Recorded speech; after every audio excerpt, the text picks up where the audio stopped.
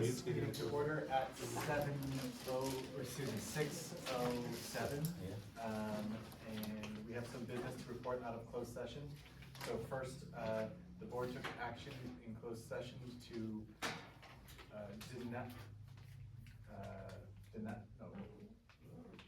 overturn a interdistrict transfer appeal for student 262704. The vote was unanimous.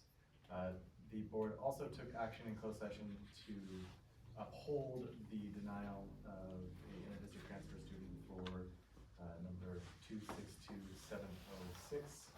The board took no action in closed session on the interdistrict transfer appeal for student number 262707. And finally, the board took action in closed session to approve an unpaid leave of absence for certificated employee number 159883 for the 26-27 school year. And all of these actions were unanimous. If you please join me for the Pledge of Allegiance to the flag of the United States of America and to the republic for which it stands, one nation, under God, indivisible, with liberty and justice for all.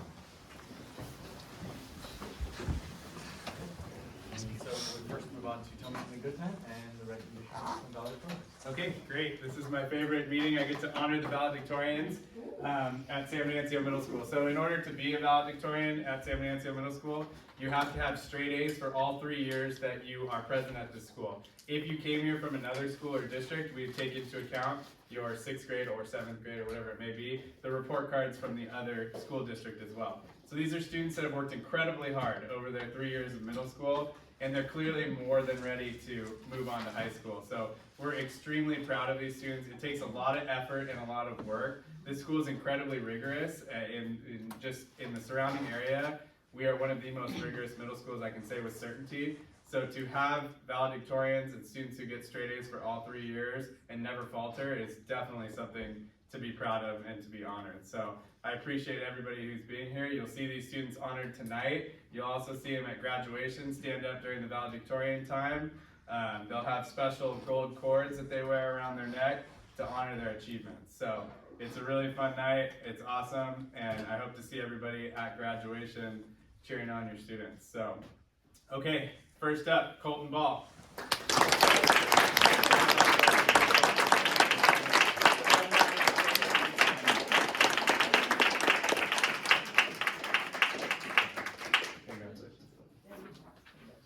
Okay, next up, Gloria Wang.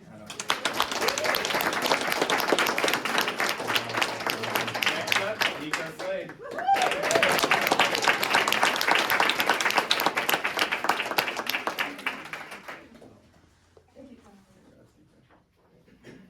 Okay, next up, Bobby Simpson.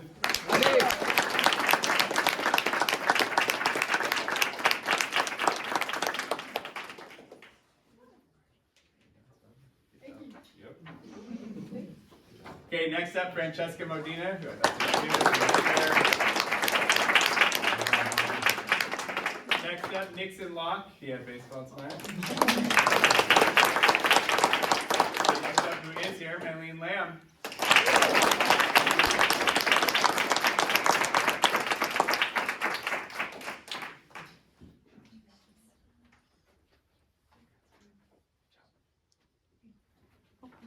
You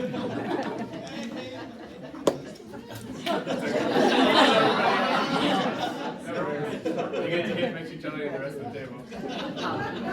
Okay, next up, Lila Hernandez.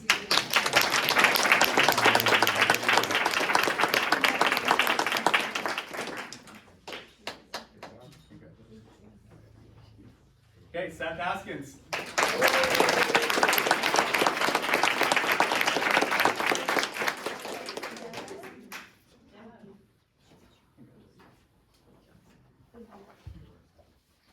Dagny Gordon, who I don't think's here. Okay, David Garcia.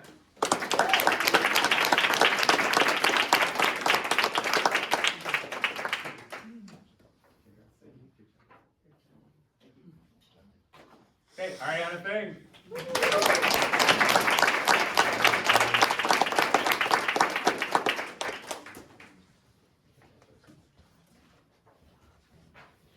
Ruth Chow. And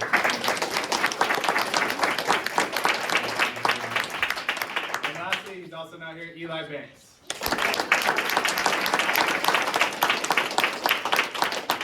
Congratulations, everybody. We'll honor you again at graduation.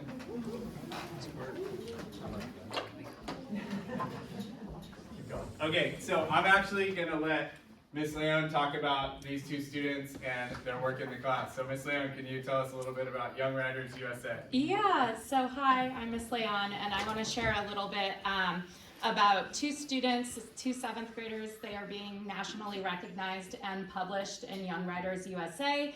They entered a nationwide writing competition, and in which they had to write a mystery in 100 words.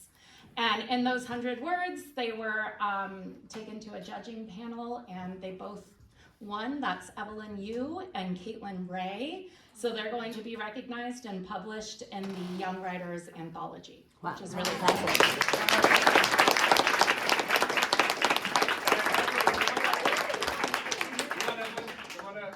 Caitlin's not here. I don't see Caitlin. Come on up.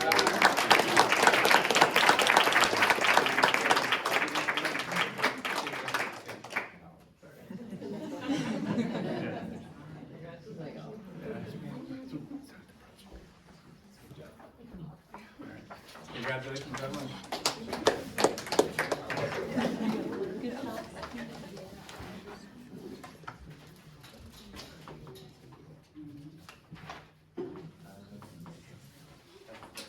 That's it. Okay, all right.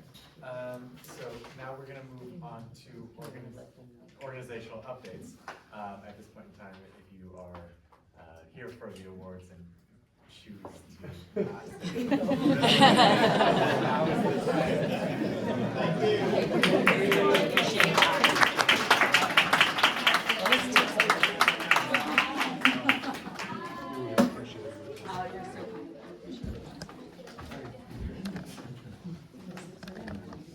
Hi, how are you? You too, congratulations. Well deserved. I'm good. I can't wait to hear your feedback. Yeah, I'm excited to share about it. We've done some cool stuff. So That's what I'm here see it a little bit in action. Maybe give some context. Kelsey, do you have some other stories? I can get them. Okay. Yes, I was hoping to get them today, but I emailed them a little bit late, and so I don't think they saw it. But I will definitely get them. They're incredible. 100 words, right? 100 words That's to tough create a do. mystery. We'd love to do, we'd love to. Yeah, of course. I'll get them to Maybe we can Joe get and something then on the website. We'd like to put them on the website. that'd be Okay. great. Or a link to it. Because that's no small task in 100 words to Seriously? present a mystery. Yeah. Yeah, and they're beautiful. So. Thank you. So on to organizational updates. This is the opportunity for board members to make brief announcements. So, John? I did strategic planning. Nothing as good as all that news. I love hearing that I news. know, isn't that awesome? Yeah, that's all I got to update. Yeah, I was also at strategic planning. I stopped by the staff teacher appreciation at Stoney's, which was nice. I volunteered at the book fair and I attended the spring concert at Torrey Park. Yes, I was able to go to the staff appreciation thing at Stoney's, and we've been to the art show, and went to Washington's open house, and they had the 4th and 5th grade concert. I missed the spring concert, but the 4th and 5th grade concert was wonderful, because there were so many kids. I don't know, it was like 40 kids in the 4th and 5th grade band. And that's it. I attended the special meeting for Mr. Dew at the Nature Trail, which is, you guys are there. Yeah. Strategic planning, and then, our show was amazing, and, assembly at, San Francisco World Map, the girl thing was fantastic, about choices and consequences, amazing. I attended strategic planning, special board meeting for Mr. Dew, dedication. I attended the spring concert here at San Venancio for the jazz band and concert band. I attended the open house at Toro and at Washington Union, and I'm looking forward to the art show and open house here tomorrow. So, busy time of year. Yeah. I just heard the term Maycember. Yes, it's very true. Yeah. I'm gonna write that one down. So I had my monthly superintendent's council meeting at Monterey County Office of Education. We've actually held 2 superintendent's advisories since the last board meeting. We had our last principal's coffee. Mr. Nate did a session on cyberbullying. I attended Laurel Browning's presentation, which I agree was fantastic.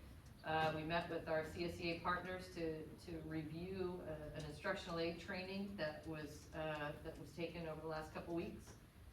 We met with STAR to talk about how we're gonna move forward as a district and just kind of share some funding ideas, and then we're gonna go to their annual meeting or their monthly meeting next month with a funding request. I attended the spring concert. We hosted a staff and teacher appreciation reception at Stoney's. I attended the new conference center groundbreaking at Monterey County Office of Education, so it should be, I noticed they had some fencing up today, so it should be getting going. Joe and I attended the Monterey County Safe Schools and Communities Leadership Breakfast. We had strategic planning, a school site council meeting. We had Mr. Dew's trail dedication. I attended the Star Gala, which was great. I attended a special education legal update and training that was hosted by the Monterey Peninsula District. When we did our parent survey this year, we had an incentive. Each grade level at each school, the grade level with the highest parent participation percentage got a hamburger lunch, so I got to attend the TK hamburger lunch at Toro Park. It was great. I attended the first grade concert. I attended the open houses at Washington and Toro.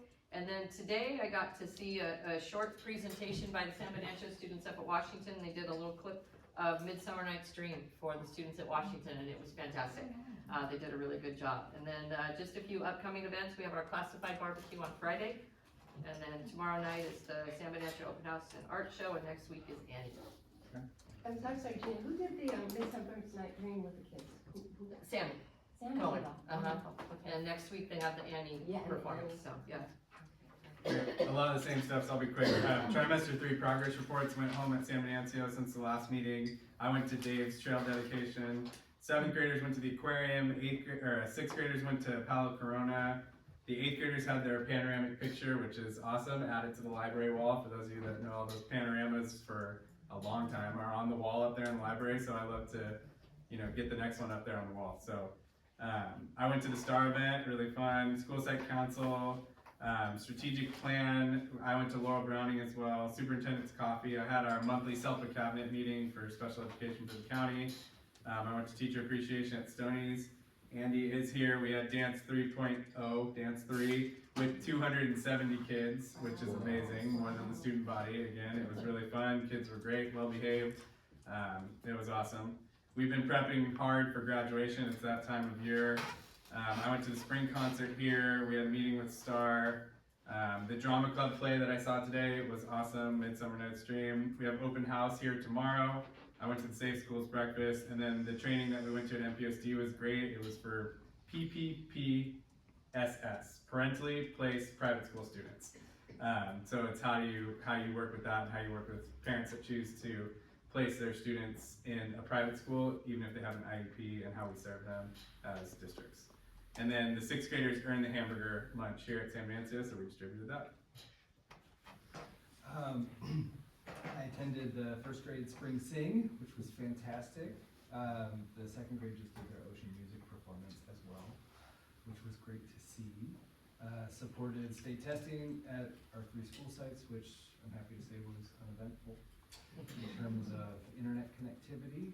I attended the David Doolittle Trail dedication at Washington Union and the Star Foundation Gala. Strategic planning, facilitated our 4th technology committee meeting for the year, where we tried to kind of hone in which materials we'd use to kind of support technology education, including AI tools within the classroom setting and pacing that out. Attended the STAR-sponsored Teacher Appreciation Week at Stoney's, celebrated Teacher and Staff Appreciation Week at Toro Park, and it was amazing to see all the different events that the parents had coordinated, to celebrate and honor the teachers. We had a bunch of Mr. Contis at one point walking around, which was neat to see. And open house at Toro Park went well. I mean, amazing work from the students and teachers kind of showcasing their efforts. And I like literally just attended the teacher induction program colloquium at the County Office of Education. Up at Washington, we had this Yoga Classic Assembly, which was always very cool. I got jumped over, me and two other teachers. I've been meeting a lot with the science adoption vendors, so that's getting rolling for next year. We had our trail dedication ceremony. I want to thank Jay, Diane, and Becky. They did an amazing job cleaning up the campus. I attended the STAR meeting. I've been giving parent tours up at Washington. We had art club. We also had school site council, as Joe mentioned, Taco Tuesday. We did the teacher appreciation at Stoney's. Thank you to STAR for supporting that. I also want to give a shout out to the South Main McDonald's. They supplied us with all of our hamburgers, and wow, they pumped out 70 hamburgers in about 20 minutes. So kudos to them. My fourth graders successfully came back from the Gold Rush, so that was very exciting. And as a nod to the fourth graders, we had Root Beer Float Day because sarsaparilla is so popular up in the Gold Country, so we did root beer floats. Thank you again to STAR for supporting us. We had a very successful open house. We had all of the state reports out, so some kids got Kentucky Fried Chicken. That was a huge thing up there.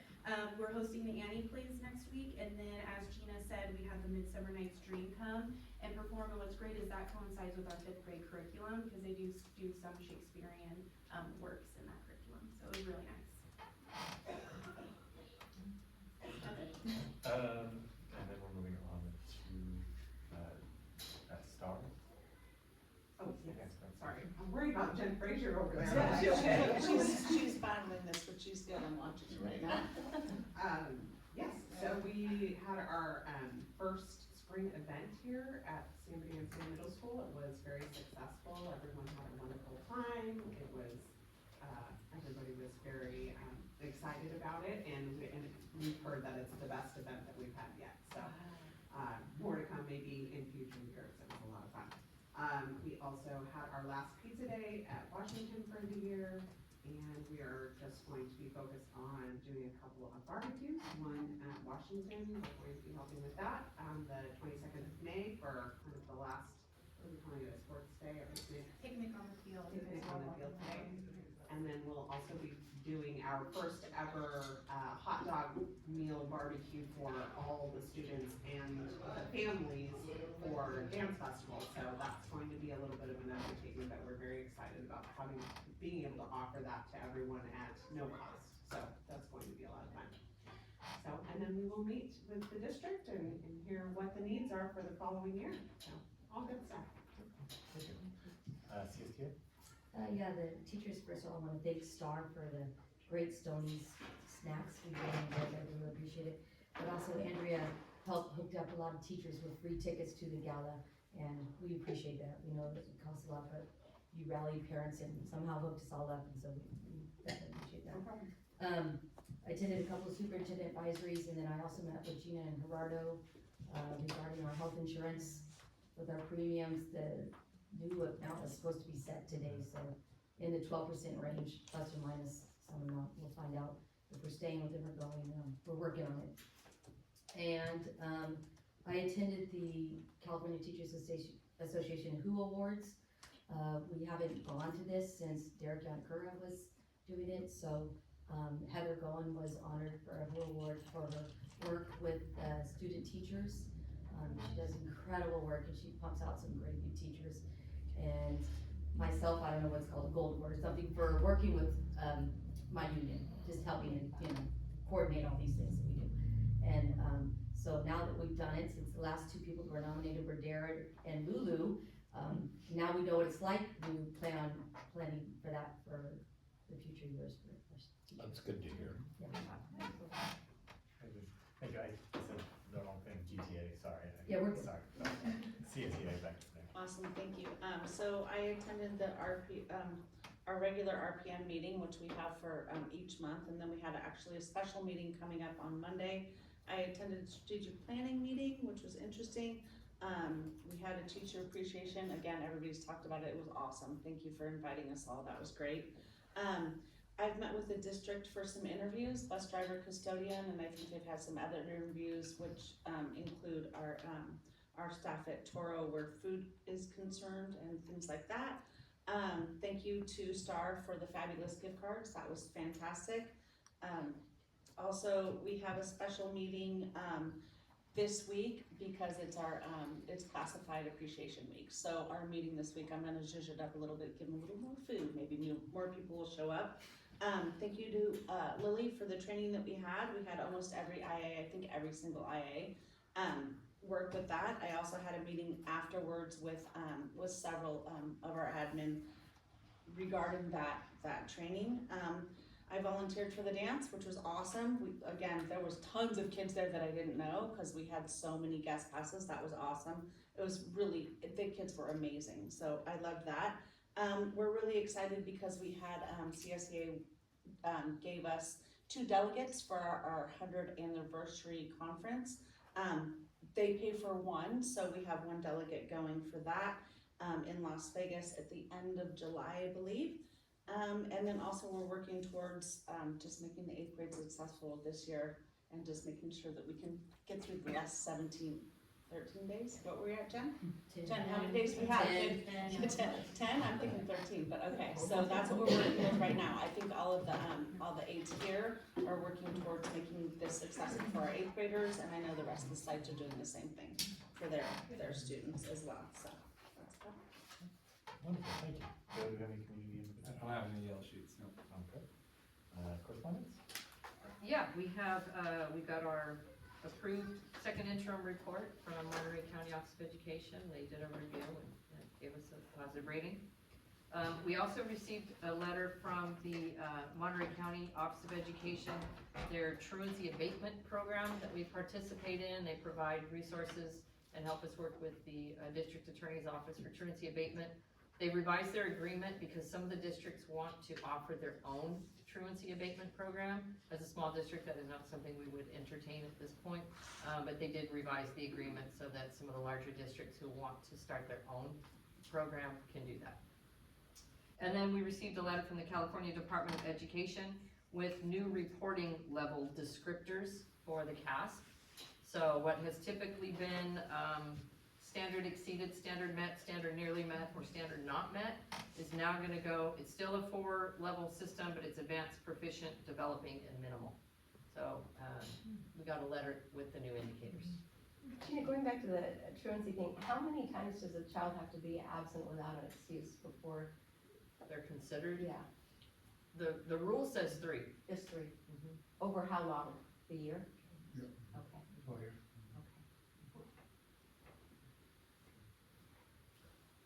All right, discussion information items, we're on to enrollment. Current enrollment is 732 students. And we have district curriculum activities. Alright, so we just finished our CAP testing. All students have been fully finished, which is wonderful. Teachers are gonna start working on report cards shortly, which is great, and those will be going out. And so what I wanted to do is just do a quick end of year curriculum newsletter, because I know there's been just so much going on, so I just wanted to nail down all the amazing things that our district has done so far in regards to curriculum, and then going forward. So the first one was we had a successful K2 reading screener implementation. So we tested 215 students at Toro, 85% scored on target, 15% meeting support. We already have guidance from the state that next year we'll actually be testing our kinders later on in the school year. So hopefully next year that percentage will actually be even lower, because kinder students will be exposed to their curriculum more as they are tested in the later months in the spring. We had an ELD PD for all teachers. 100% of the LPAC tests have been completed. I'm shipping off the last 2 written, 2nd grade does a written one, so those will be shipped off tomorrow. We had a science PD sponsored by NCOE, which was fantastic. All teachers attended that. We also had our GLAD trainings. We have 3 teachers in total who are doing GLAD. That stands for Guided Language Acquisition Design. And what that's for is that is for our EL students. And so it's a curriculum that kind of talks about how to just make the academics richer for them. So a lot more imagery, a lot of color. So right now we have 3 teachers, 2 in grade 3, 1 in grade 5.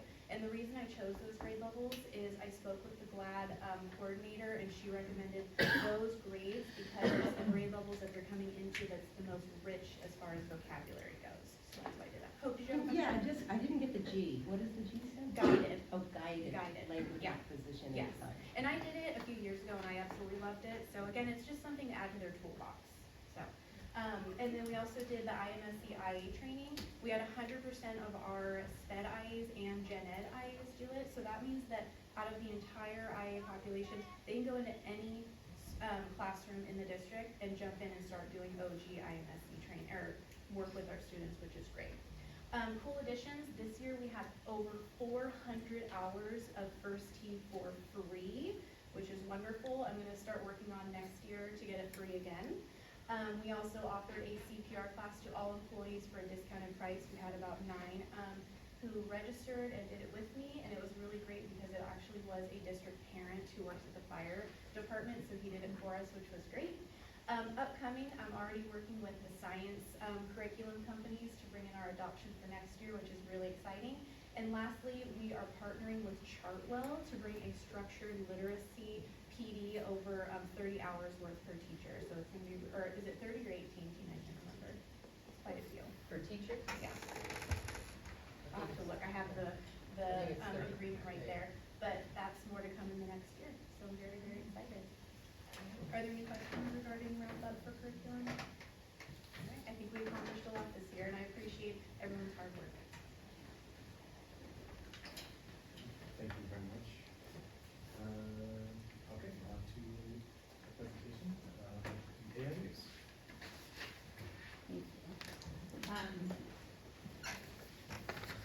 Okay, so, thank you, I appreciate for my clicker. Can I use the keyboard or? You can. All right. So I'm Kelsey Leon for anyone that I haven't gotten to meet yet, and I've been experimenting a little bit with AI and what that might actually look like in the classroom at a 7th grade level. I teach 7th grade here, so that's really who I've been working with.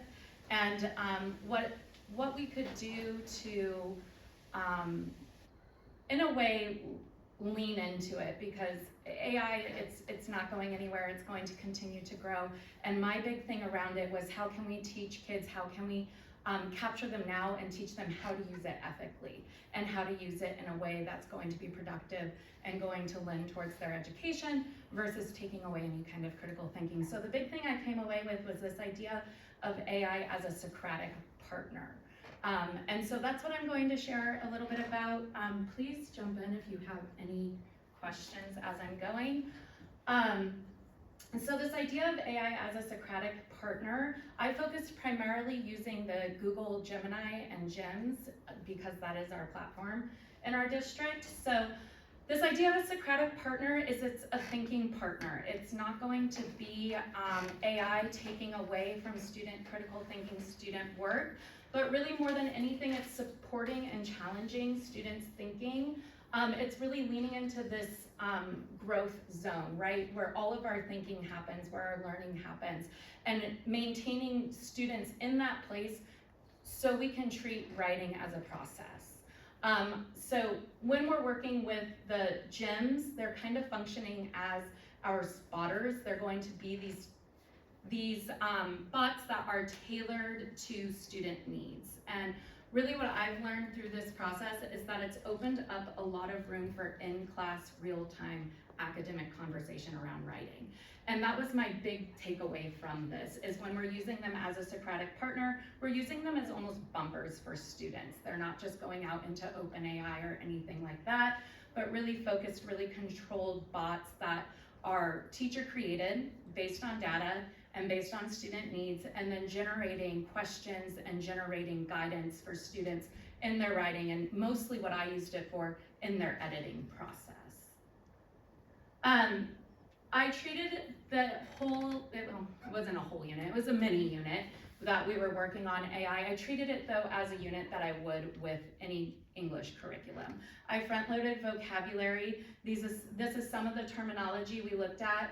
We talked about what AI actually is, and this is everything that I gave to the students is what I'm presenting to you guys. So what AI is, what Gemini is, what a gem is, and what that looks like. We talked about hallucinating within the AI world and what that actually is. And students came away from it understanding that AI is wrong sometimes. A lot of the times it's wrong. And that's why we have to really do our due diligence and researching and learning about what we're writing about and doing that step before we even think about going to AI as our partner in this kind of thinking. We learned about what it means to generate, because I really wanted students to understand is we're not using this to generate our work, but rather to help us in our thinking. We talked about what it is to be a Socratic partner, what it is to think critically, and then also that growth zone where our learning takes place. So this is front-loaded right at the beginning with students, so they could use the vocabulary and really truly think about this technology in a way that it applies to them within the classroom. I really genuinely believe that the vocabulary really allowed them to be able to have conversations about something that is really big and something that I think they really only know how to use one specific way right now. And so we kind of transferred away from that and then also into this growth zone.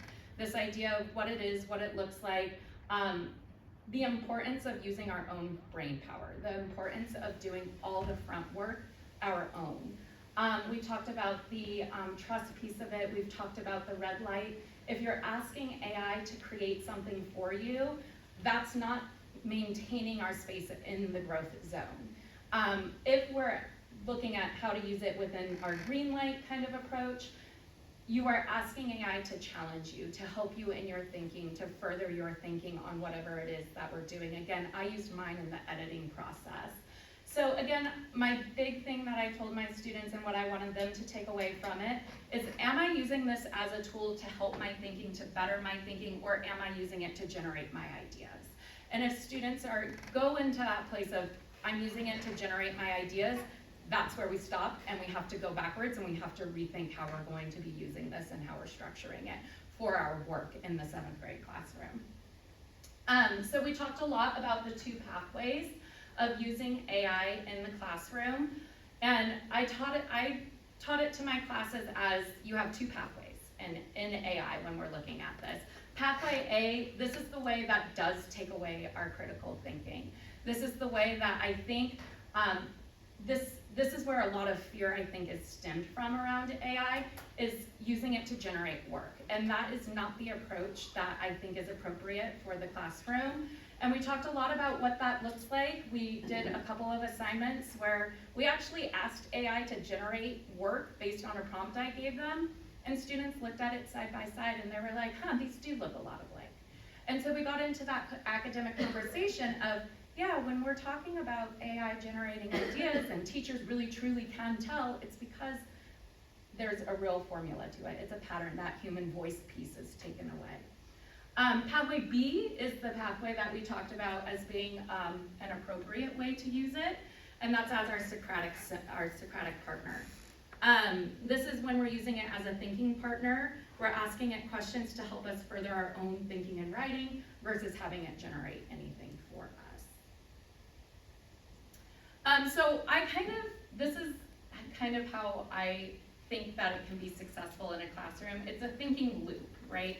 Students are always starting out of a 5-step process. Students are really only interacting with AI in one particular piece of it. They're going to brainstorm all of their own work. So when we use this for writing, students did all their own brainstorming, they did all their own drafting and all of their own front loading of the actual written work.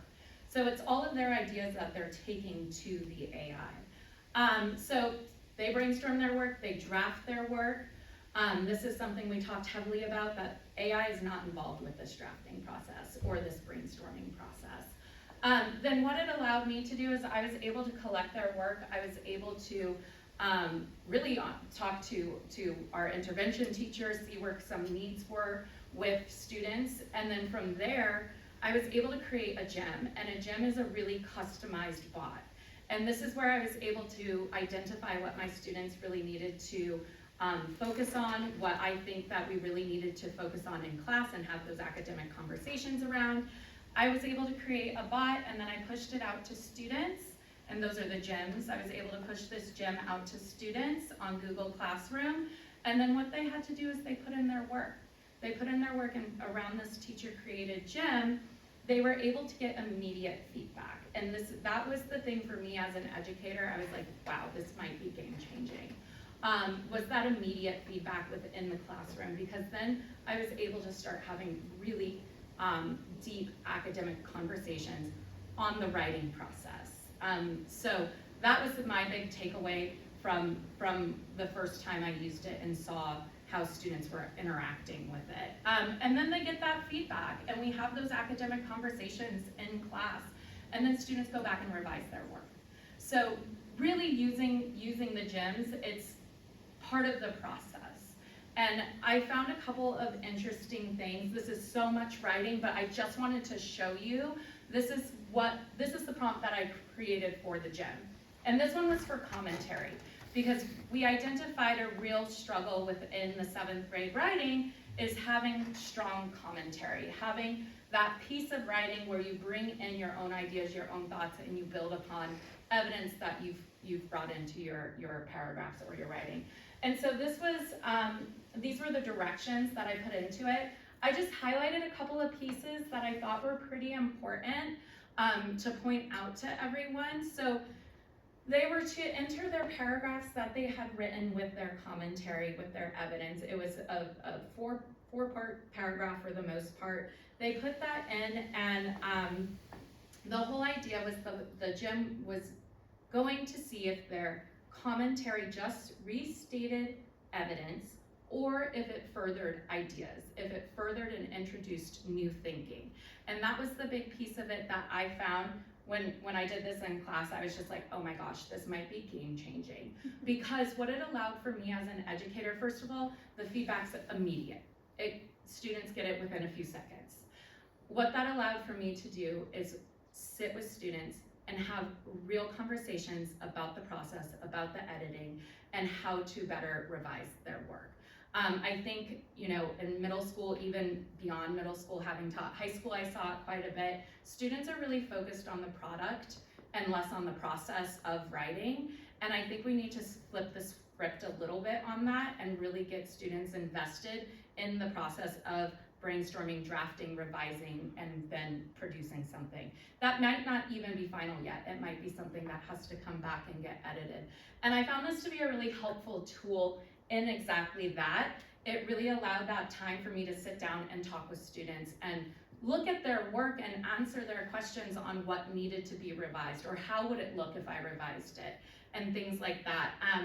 So this is what it looks like, and I pulled this example and just popped in a student paragraph. This was from something we were working on for history.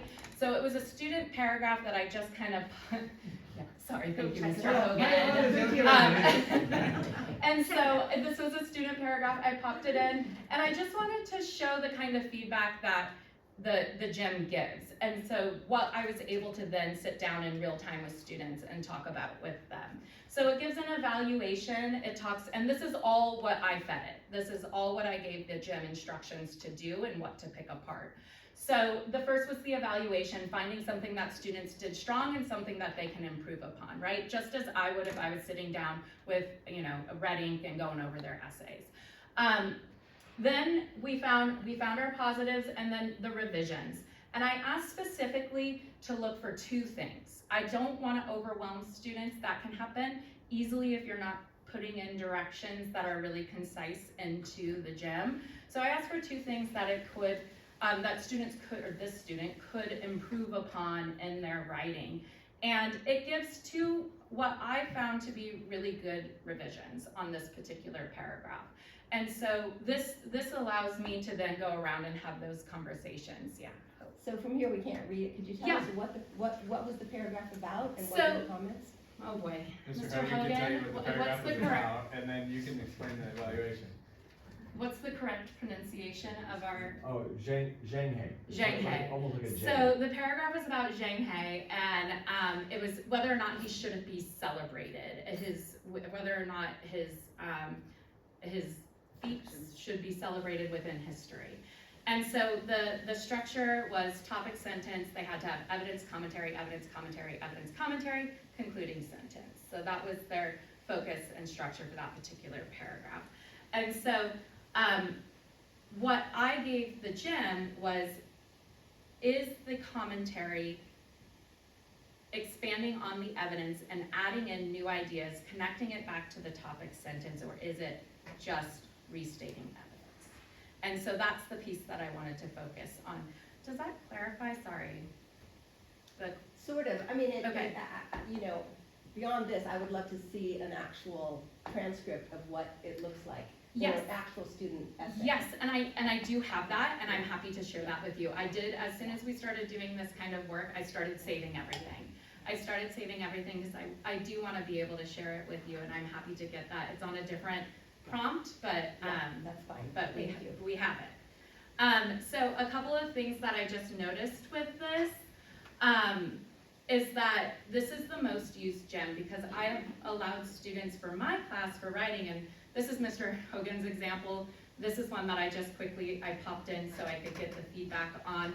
But for my writing, I am allowing students to put their paragraphs in here and get that kind of feedback. So if we're not at home, not in school, and they're at home and they want that kind of feedback to revise their writing, they can do that. And so it's a little bit of an extension of myself in that way when they're at home working on their work. It's just another tool in their tool belt, right? That's my focus for students. That's really my focus for teaching it as well, is that it just becomes something that they can use in the prompt or in the process. This one was really interesting. We did argumentative writing, and I wanted students to test their argument. So they needed to brainstorm. They did all the brainstorming, the drafting, everything that piece all by themselves. And then I created the gem to be a friendly rival, essentially. And I wanted the gem to try to poke holes in their argument based on their evidence and commentary that they provided. And so what I noticed about this one is that I found that rigor was not taken away in any way, shape, or form. I think it was actually in a way added, because even my strong writers couldn't beat the gem, and it was written into the instructions. Once they had evidence and strong commentary that supported their claim, the gem needed to concede. And it would concede once they had strong commentary that supported evidence and things like that. So even my really strong writers, a few of them came up to me and they said, "Ms. Leon, this is impossible, this thing's broken." And I'm like, "I promise you it's not. I promise you it's not." But that opened up the conversation with students who, even my strong writers, who I think would have thought they were finished at that point. It allowed me to sit with them and be like, okay, well, let's figure it out. Let's see if it really is broken, or if we can strengthen our commentary and strengthen our argument. And once we sat and were able to have those conversations and kind of pull apart where maybe their arguments were weak, they went back, they did their revisions, they popped it back in 3 times over, they got the AI to concede. So it was just one of those, it almost created a little bit of that competitive spirit that I would love to see in writing more often, where they really truly were like, okay, wait a second, I can get it to concede, but I have to go back and look at my work again and again and start to edit and start to revise. So again, this is the one that I have all their transcripts, which I'm happy to share. And so this is kind of what it looked like, just popping in again. They started with their claim, and then they went into the kind of the discussion back and forth with the gym on whether or not their argument was one that was supported their evidence and their claim. So again, I think this is the one that I found to really increase the rigor in the editing process. Again, focusing on the writing process. My students who are strong writers, they had to go back, they had to look at their work again. My students that need that extension, the gym adapts, and it actually adapts to the level of writing, so it's returning with that level of questioning, which I thought was a very, very cool kind of adaptation for it. It's also an accommodation for students that maybe need to level up their writing, right? And it allows me, again, to have that time in the classroom to be able to sit with them and really talk about it in real time. I did a quick little Google survey at the end of all of this, because again, I experimented it with my class for 2 different writing assignments. And so a couple of things that I took away that really were eye-opening for me. 90% of my students said they interacted with these 2 writing assessments more than any others. So that idea of going back and editing and revising and looking over work again, 90% of them said that they did that more than they would have with other work, or more than they had with other work. 100% of my students said they went back to engage with their writing after submitting, which is amazing to me, because oftentimes it's just a handful of students that are going to be motivated enough to go back and look at their writing again and do the resubmissions, right, after all those edits go through and happen. So 100% of them said they went back. They were, in a way, forced to go back and look at it because we did it in class. And we're able to have those conversations in real time. I felt that it really helped me as an educator to look at data and then target specific things. Target specific things that I needed to do within my classroom and the conversations that I needed to have. For my students that were already kind of grasping the skills, it took it another step further and challenged them further. And it really allowed that time for students that maybe needed that one-on-one conversation, small group conversation. It allowed the time for me to do that. Because, I mean, anybody who's assigning essays, they take a long time to grade and get back to kids. And just the turnaround on it, it loses, I think, it really loses the significance of the editing and the thinking and the writing process.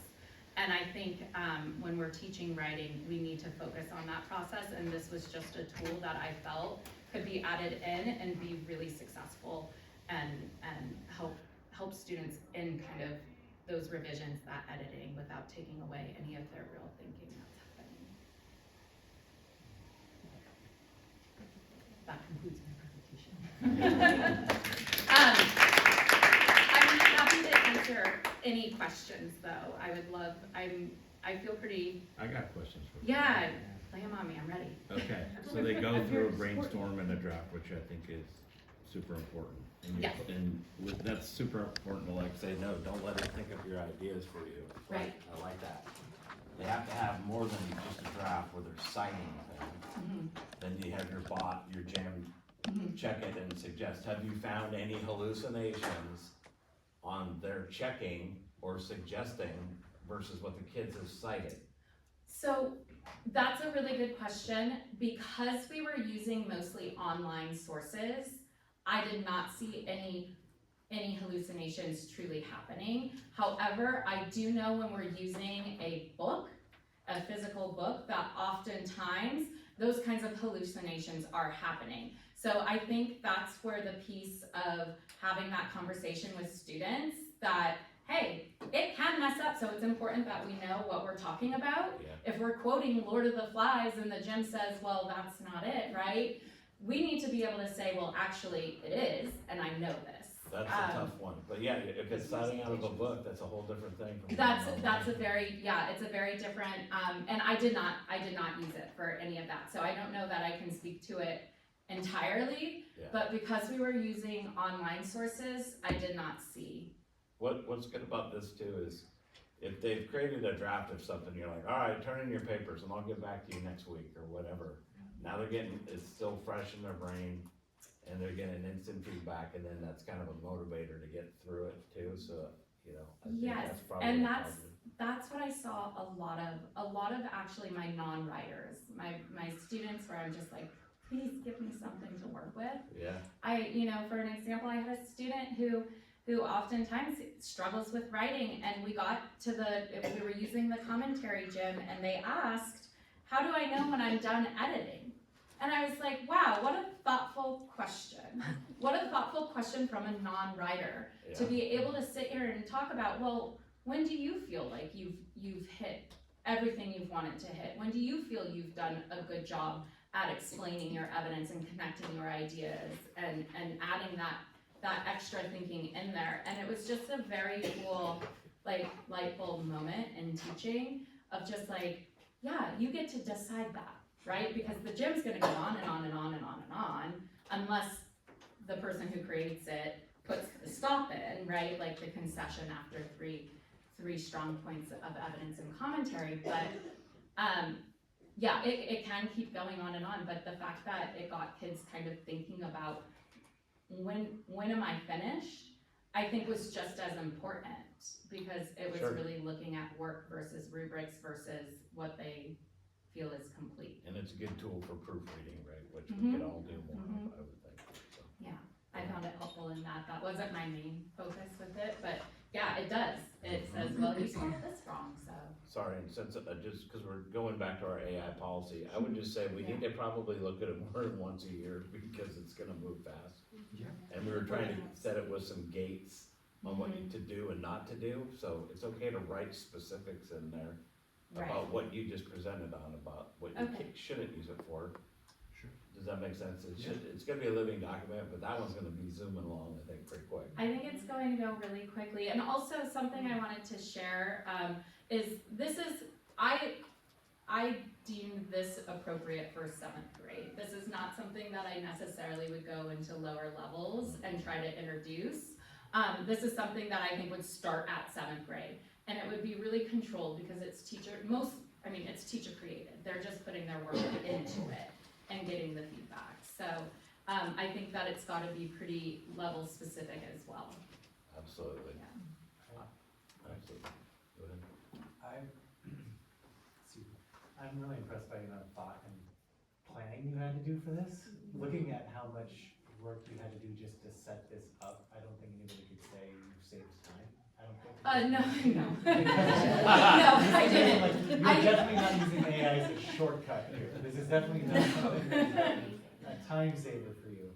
But I'm impressed by how much planning, it's always in the preparation that makes things successful. Thank you. And the amount of work you had to do to probably get to this point where you're getting good feedback, Good individualized for each kid. And was it probably quite a bit. It is, and it really did take quite a few times testing it. Yeah. So I would write directions, then I would do my sample paragraph and throw it in there and look at the feedback, see what came back, and really decide whether or not if it's structured or even if syntax was appropriate for the grade level, right? And so all of that ended up getting adjusted and put back into the gym. That was one of my question to follow up, that was, how did you write those gems? Because that has been the hardest part for me as I've experimented with AI, is learning how to write and be specific and I learning how to cannot get what I take credit want. for it. A lot of it So was where from did a training that I went to, and a lot of it was honestly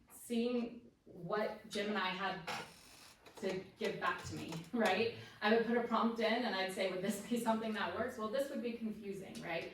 But the actual structure of it, this is something I got from a training, a conference that I went to.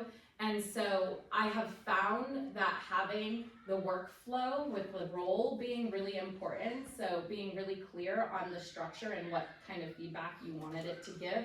And then the constraints, I realized the first time that I used it, I had some students that were really excited that they were using AI, and they were like, talk to me like ye old Shakespeare. And I was like, okay, well, that's taking away. So I even went back and I had to edit that they had to use academic language. They had to use a similar tone that was professional and that was appropriate for an academic setting. And I put in there, students ask you to speak like something other than modern English, remind them that's not the purpose of this gym. And so, and then if you go in there and test it and you're like, hey, talk to me like, ye old Shakespeare, it goes, well, that's not what we're doing here, right? I even put in some of the, I think it was one of these, maybe the other one, like if it's asking, if they ask you to do something not related to this topic, you have to redirect them. And so if you put in like, make me a picture of platypus having a hamburger, it will block them, and it'll say that's not the purpose of this. And so it really truly does redirect in that regard as well. I wanted to play around with this because I thought it was interesting for any of our English language learners.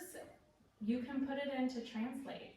So if a student says, well, I need you to put this in Spanish for me or whatever language for me so I can better understand it, that's something that I allowed it to do, right? So you can really modify it, you can create accommodations within it, and it took a ton of playing around though, and a ton of putting in practice paragraphs and seeing what was going on, and editing and adjusting. But once you're able to kind of get the formula, it becomes a little bit quicker.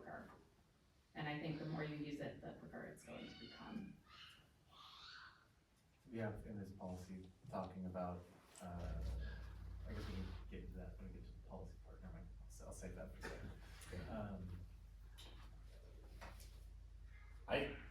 The more you think about it, I like the fact that you're testing the truth of AI. Yeah. Cause that's important for anybody. Yes. And people just assume that it's correct, so it's good that you test that it could be lying to you. And we talk a lot about that, and that was something that I think is important to be a really heavy part of the conversation, is because I think now is the age that students can really start to go one way or the other with it. I think that middle school is a unique position where we get to capture a lot of things before they turn into habits within education and their academics, and this is one of them. And I just think if we can structure it in a way where we're transparent about it and where we're giving the students the language and the tools they need around it, they are able to interact with it in a way that's meaningful versus generative, so. Very good. I also want to mention just like the idea of, I saw on one of the slides there, a conversation about honesty. Yeah. And just representing your own work, like eventually, there might be a time where we just can't tell, you know, like it's hard to tell sometimes, but honesty's never gonna go bad. Like that's not something that we're ever gonna not value. So Right. if we're building it into part of who they are as an identity of like, I am an honest person, and this is what it means to be honest, like that's gonna go pretty far. I would agree. I'm sorry, yes, I hope so. I'm just really impressed. Oh, thank you.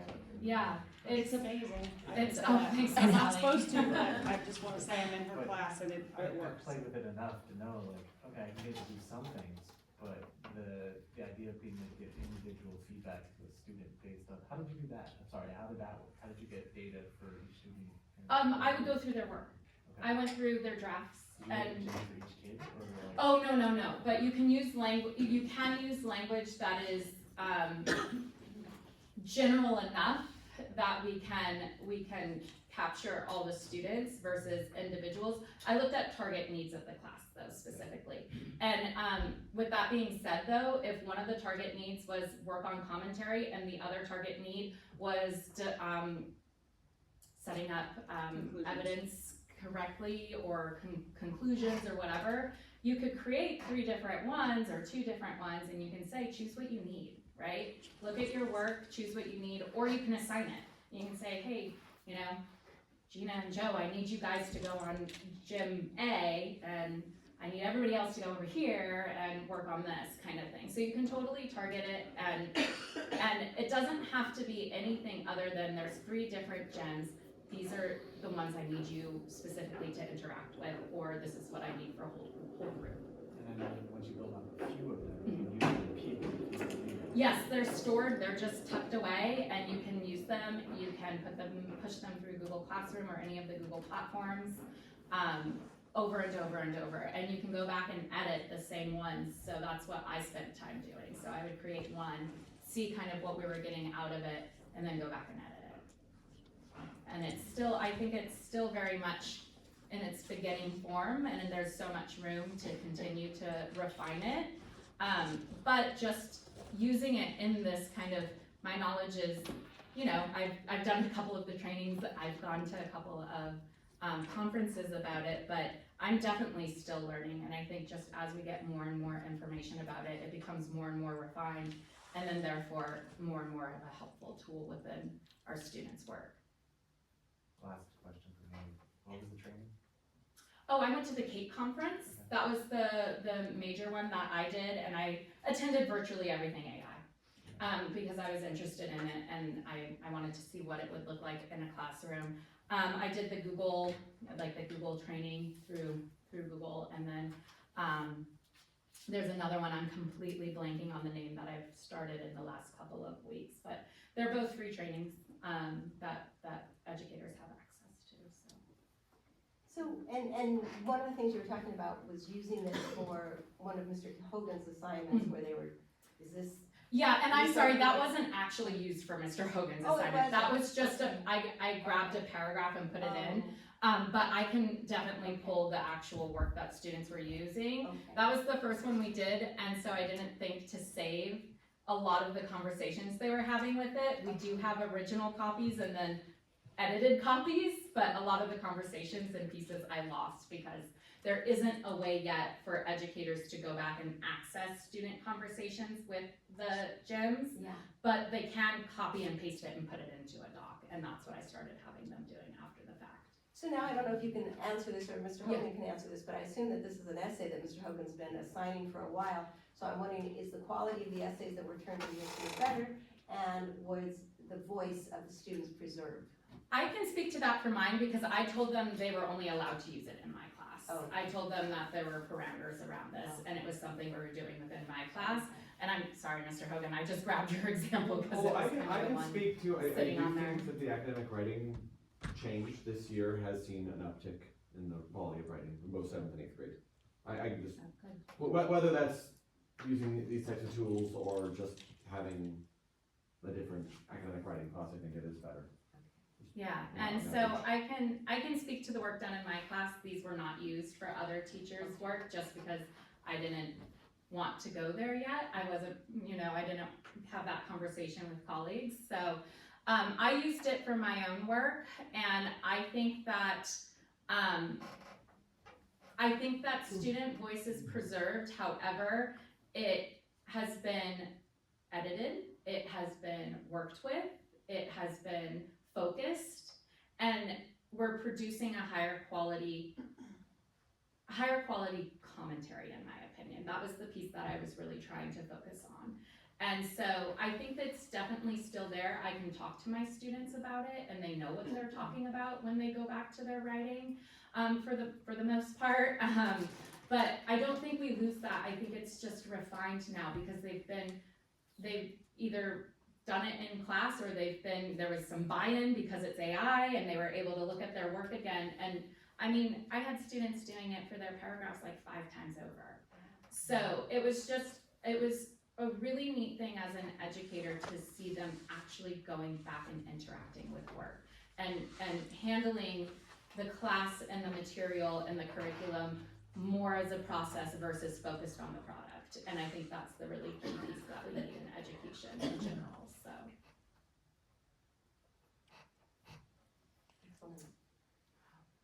I'm happy if anybody ever gets questions though, I'm happy to do my best to answer them.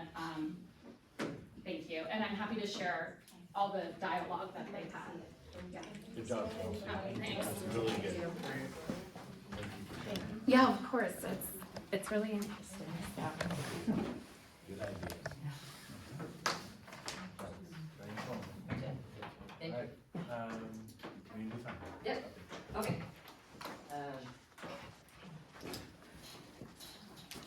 So, as we talked about once a month, I'll give you a little update on what's going on with community funding and our transition into a community funded district.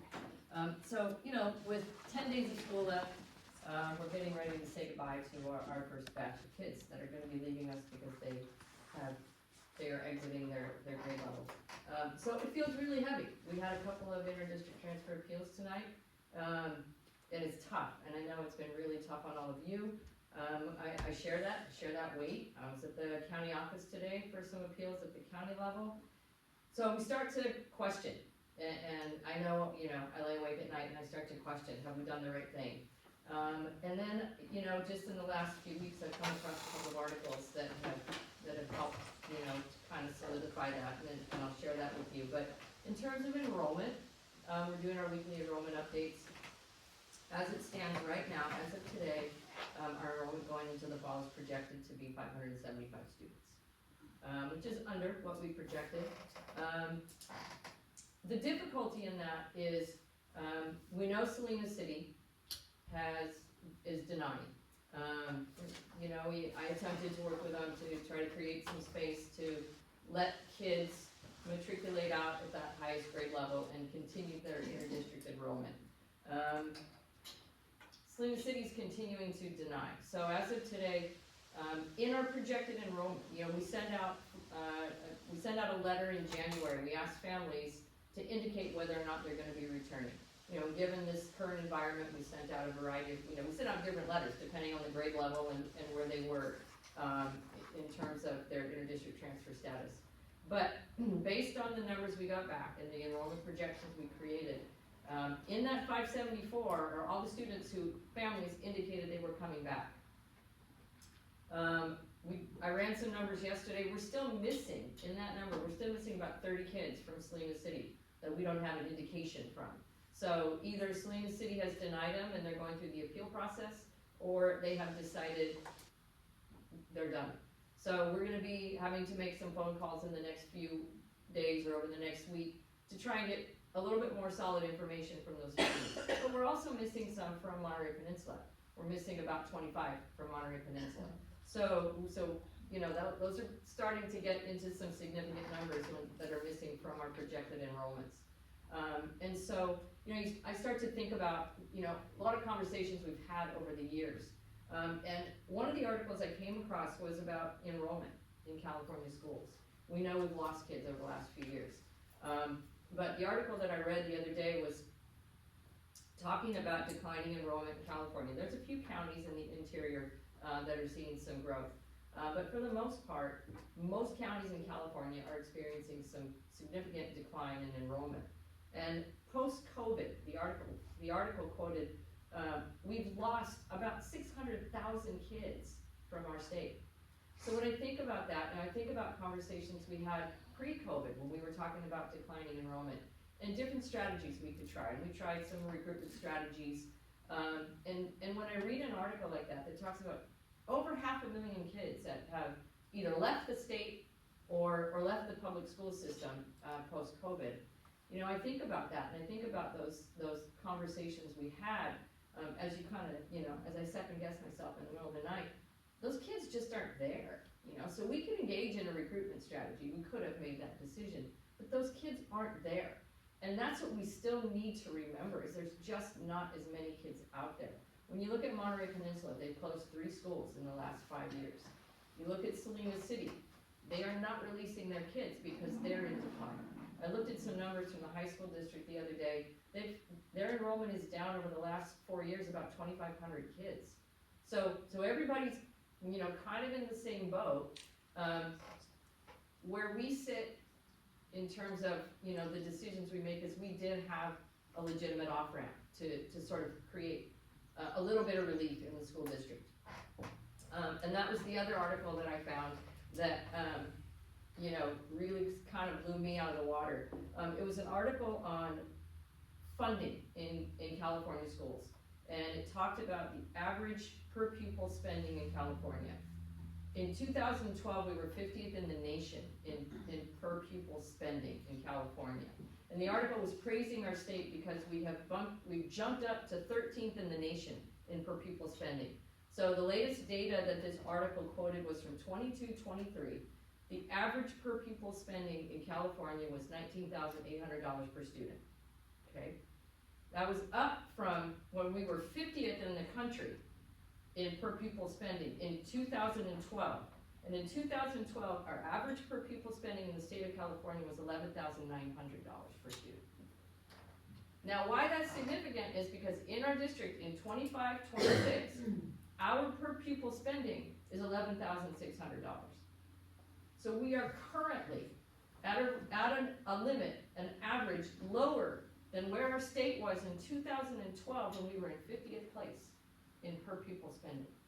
We're only 14 years behind the curve. So, I mean, you know, that's startling. It It's is. jarring to read that And when you talk about that number, that per pupil spending number is not just what we spend on that student's, you know, books and pencils and the things that we provide. That's everything in the district. That's our salaries. That's our bus drivers. That's our teachers. So when you start to think about that information, and I think it's important for all of us to keep that in mind, because what we're going through right now with our interdistrict appeals and all of those things, and having to look people in the eye and say, I'm really sorry. Yeah. Our responsibility, first and foremost, is to the students of the Washington Union School District. And that's a hard thing, right? Because it makes us seem exclusive, and it feels like it's not right. But I think we also have to consider, as we continue on this journey, it's just not sustainable anymore. When you look at our graph of property taxes versus LCFF entitlement, you know, that backfill that helps us to create that total LCFF entitlement, 80% of our total LCFF entitlement comes from our local property taxes, which means that backfill, that 20% that the state provides, is being used to fund 40% of our enrollment. So when you start to look at that big picture, it really is not sustainable. And as terrible as it feels right now, and it does feel terrible, in 10 days we're gonna say goodbye to about 80 kids who will no longer have the ability to attend our schools.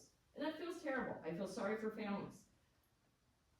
But we have reached a point where it is not sustainable, and we have to keep that in mind.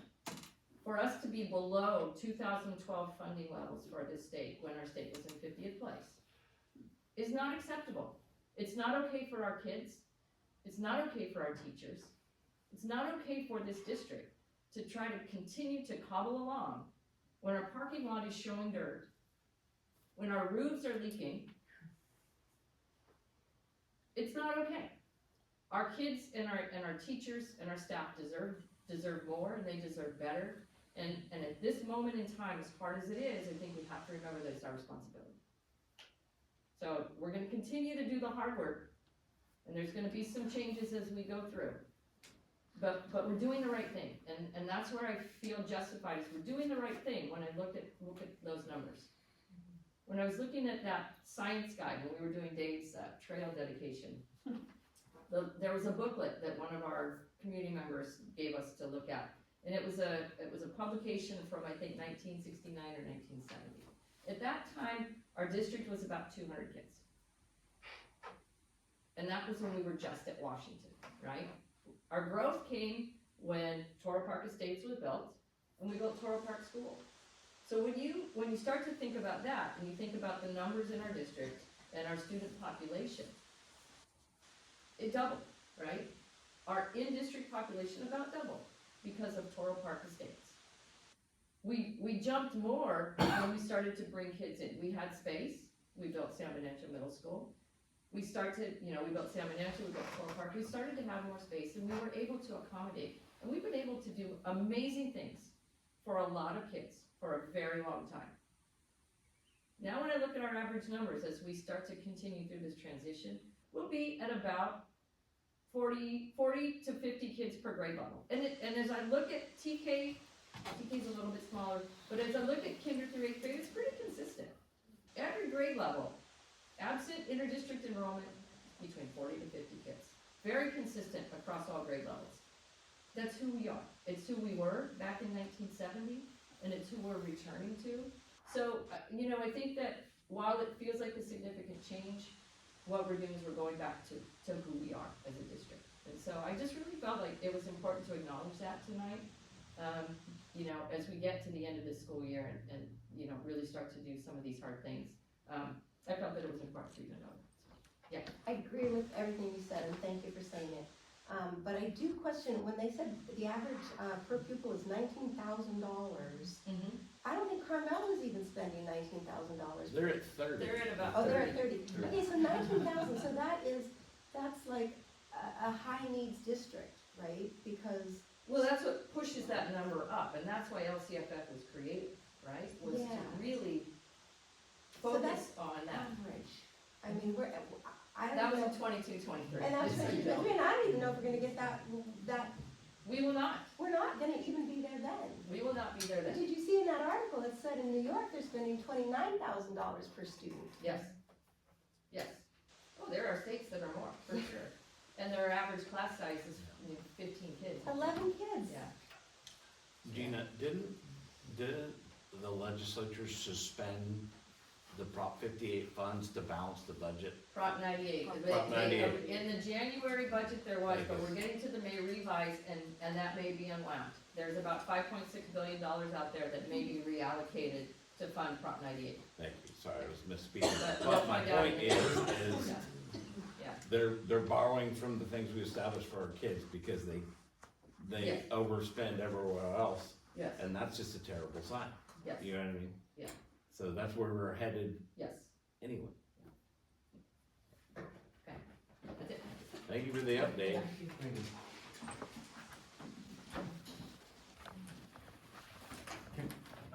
On to our action items, which the first of which is approval of consolidated applications spring release. So we're getting ready to meet the June 30th deadline to apply for the consolidated application of title funds to support the district. And the application kind of has a few parts, but in the winter release, we kind of went over the totals that the district has been allocated. And in this spring release / application, we kind of enter information to review our expenditures in those certain areas. So for the 24-25 school year, they want us to report out on our Title II expenditures, which is money that they allocate to improve teacher and principal quality through professional development. And we allocated during that year $8,058 to teacher professional development and then dues and memberships. For this school year, they like us to report out on what we've spent in terms of our allocation. So for those same Title II dollars, we have been allocated $7,661, so a little bit of a decline, but that was all allocated to teacher professional development. Title I funds, which ensure that all children have access to fair, equal, and significant opportunity to obtain a high-quality education. We are allocated $35,937, and a portion of that needs to go to support homeless and foster students. So we allocate some of that money to homeless kits, hygiene kits for students and families that need them. We also work with the County Office of Education to support those families. But the rest go to teacher salaries, and we get about $35,937 for that. And then we continue to receive Title IV funding, which is well-rounded education, and we use that $10,000 that they give us to support our wellness center funding and our fitness grant application to help track physical education progress of students in the district. So with your approval, we'll apply for the 26-27 school year to receive Title I, Title II, and Title IV funding, and then we'll get those numbers in the winter release in terms of how much we have to spend. And then the last little bit is ensuring that we are certifying that we are not having any school policies that inhibit students to practice, prayer in school or their religious faith,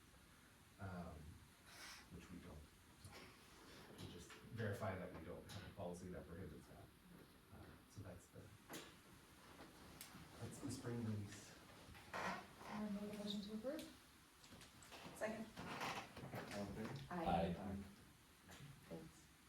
Alright, and then we have approval of resolution number 2025-2619, final resolution determining certificate employees due to a reduction of particular components of services. So this is our May 15th notice. March 15th was our preliminary. We proposed 5 layoffs in the district. We've had some resignations, teachers moving on. So when all is said and done, our final layoff will be 3.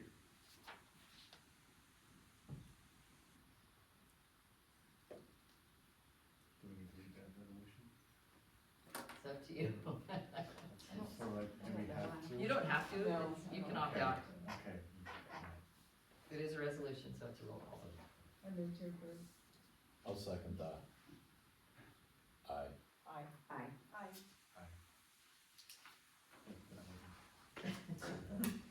Approval of updated board policies. I gave you a batch, so if there's any questions, we can talk it through.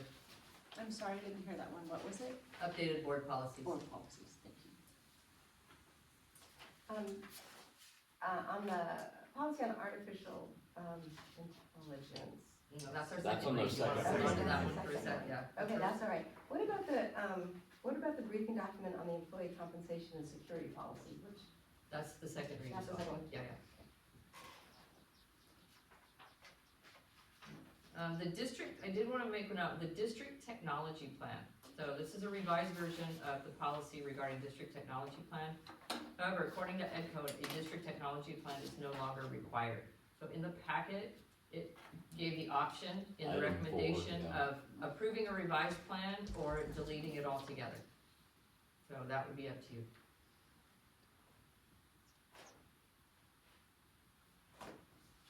I mean, we've always had a technology. We've always had it, I sure. mean, so why don't we just keep? As long as this doesn't supersede what we're doing, and then it brings up about AI integration, which we have our own separate policy. I don't think this is probably a time where we wanna get rid of a plan for technology, I as we're trying to figure No. out AI, no. Well, we have a separate AI policy, which is why. Right, but I still But think it's that- still, More of a comprehensive. Doesn't It's something hurt. we have and we update and we look at, like, I say keep it. So the other part of this, if we approve this, and Mike, I'm assuming you've read this, that the points in here that we would approve are already integrated into your, Current technology plan? yeah, Yeah, and it's up, technology and AI, yeah. it's up for review, next year, we would start building a new plan to present. Cause we're finishing up, next year's the last year of the current. Gotcha. Technology. So if we approve, there's 4 points, you just gotta make sure they're included, and they Correct. probably already are, so that's what I would say.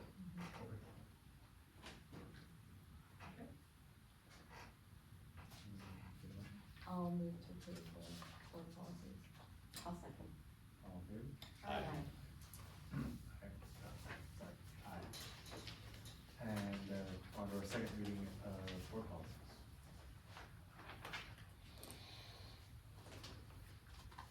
did you have a- I had a question, well, I mean, it's not a question, it's just to bring something up. Yeah. So, the policy is 0441, artificial intelligence. So, you know, like, the governing board recognizes the transformative potential of artificial intelligence to increase student access to information, support teacher effectiveness, and facilitate the administration of student assessments, as well as the potential for AI to undermine student achievement, health, and well-being. And I was just, I mean, this is just, being maybe nitpicky, but there's a transformative potential. AI has a transformative potential for all of these positive things, but then it's just a potential for it to do bad things. And It's so, true, but it's a catastrophic potential. right, And like, so, I mean- it's telling you can be good or bad. Yeah, but whoever wrote this. Just clarifying point, Yes, I made an error. oh, When I loaded this policy in, it was the previous policy, the new policy is up on the board. Well, that's why right there, we're gonna Sorry. take maybe it back for a maybe third somebody reading. else, maybe somebody else agrees with me. I move that we bring it back for a No, third reading.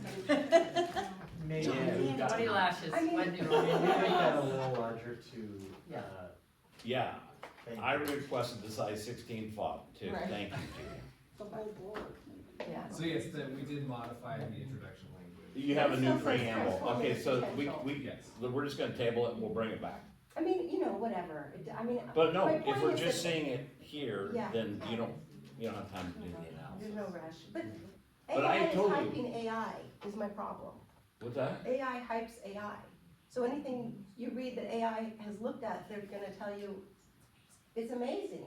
It's gonna change education in 1,001 ways, Yeah. but it also has the potential to hurt. And so I think we have to be very careful. I love what Kelsey did today. She was talking about using it as a tool. AI is a lot of things. AI is those stupid, lights on 68. That's one way to use AI, and that's great. But large language models is another way, and it's subjective, Yeah, or It's it could be subjective. hallucinogenic, as we learned earlier, so. Well, the key takeaways, so that on the briefing document for employee compensation and security policies, there's an executive summary, And I'm thinking that maybe this was done by AI? Did AI? Yeah, make this? it's a tool that summarizes the So- documents. Compensation is viewed as a primary tool for securing employees committed to student learning, necessitating salary schedules that are competitive, legally compliant, and transparent. That's true, but your organizational culture is also a primary tool for keeping Sure. teachers. And that wasn't included in here because AI didn't include it, Right. you know? So that's my issue, is if you're not, if you're allowing, You bring up good points, and I'm just laughing because the policymakers are gonna start using it too, and well, then, that's what I'm afraid of. So anyway, I don't, you bring up good points, Hope. sometimes I'm just, anyway. I did, You're saying what we think. Mike, so how many times do I have to rewrite this? well, no, I mean, in like the conversation with Ms. Leon's presentation, I think that I heard what you said about specifically listing what AI should not be doing. I with need the students, gating right? in there, thank you.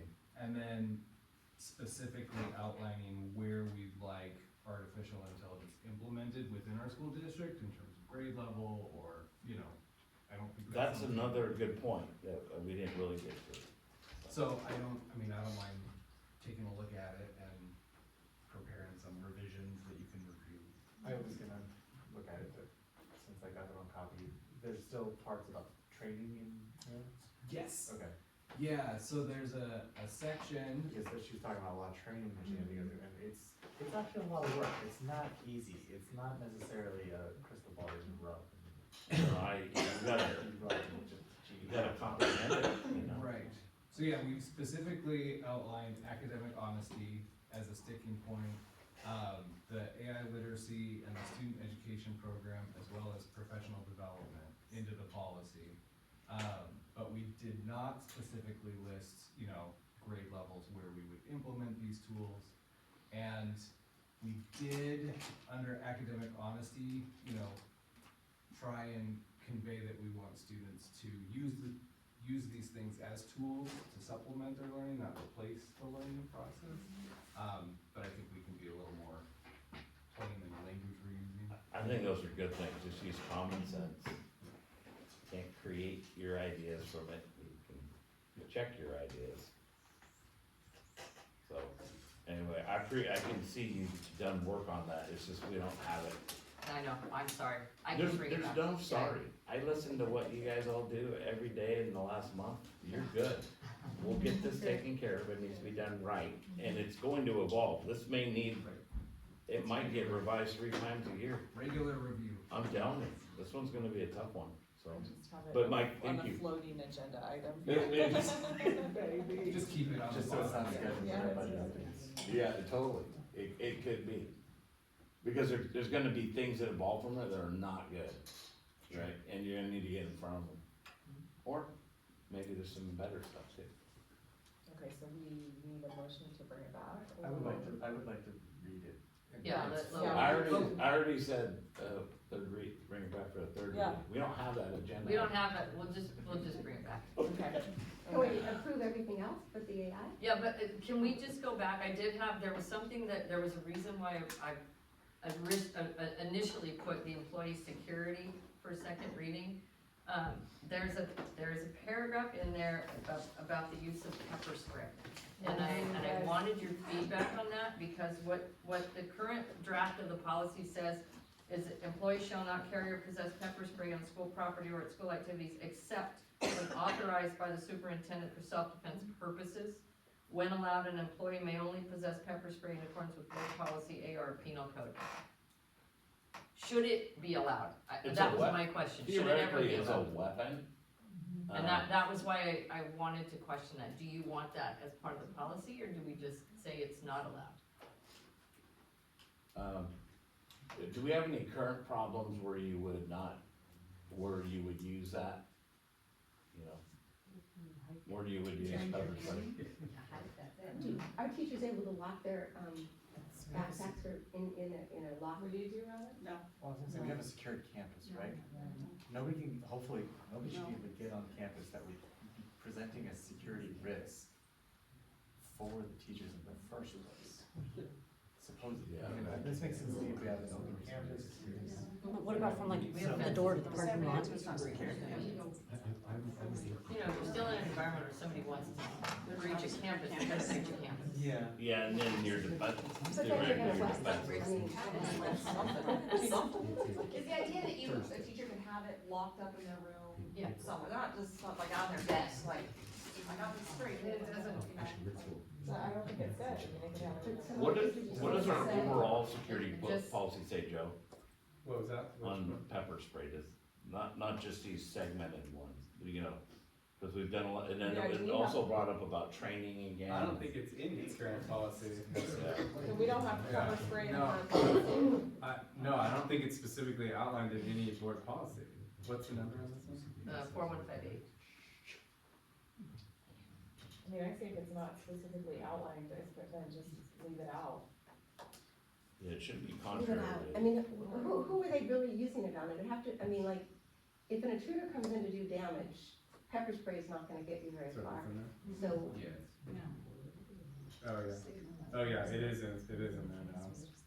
So employees shall not carry or possess pepper spray on school property or at school activities except when the authorized, so it is in there. So it's currently in Currently. there, but my question is, does it belong there? it says currently, you'd have to get permission from the superintendent. It doesn't Then you can change say our no. policy, so, No, I Gina, can I'm say sorry, no. it all allows on you. Okay. What do you prefer?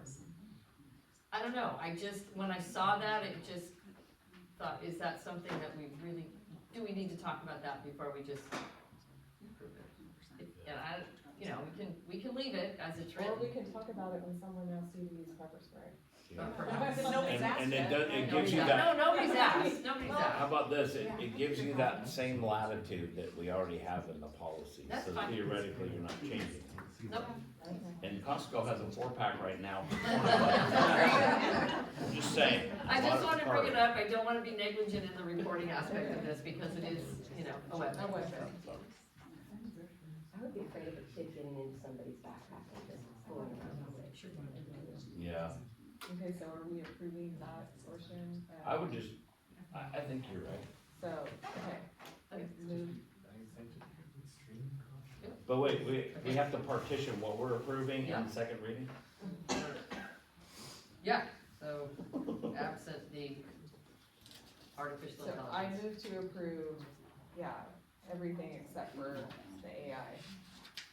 I'd second that. For a second reading. Yeah, for a third reading. Third reading, and I second. Another reading. Another reading, And a second? and I second. Oh, sorry. So that was who, Jennifer, it was Jen. No, Sarah. made the motion. Sarah, Did I get something? All in favor? Jennifer? Aye. That's, aye, sure. No, but when you were saying second, I thought you were talking about the reading. And I think on that's what to you thought too, we're all consent agenda? confused. Second, third, fourth. I'm first in line of confusion. Okay. Thank you for bringing that up. It's good that we have these discussions.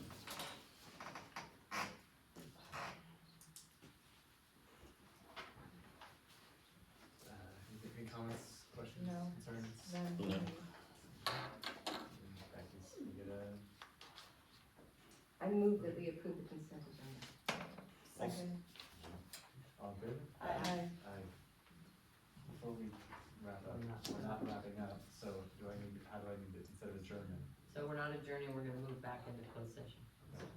So our future meeting dates, are June 10th and June 17th next month, and Graduation, May 27th, Wednesday, May 27th, 4 o'clock, what time is it, 3:30 in the deal? 3:30. Okay, so 3:30 in the district office, Wednesday, May 27th. I get out at 3:30, so I will be here. Get here when you can. Quickly as I can. I will be out of town. Our kids are graduating, I'll be here.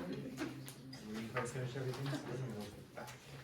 I'll delay reading the Cs until the end to make sure you get here in Are time. you kidding? You gotta do it first one, so. Yeah. Kids might pay you, so. Come on, both of them, you're giving a speech.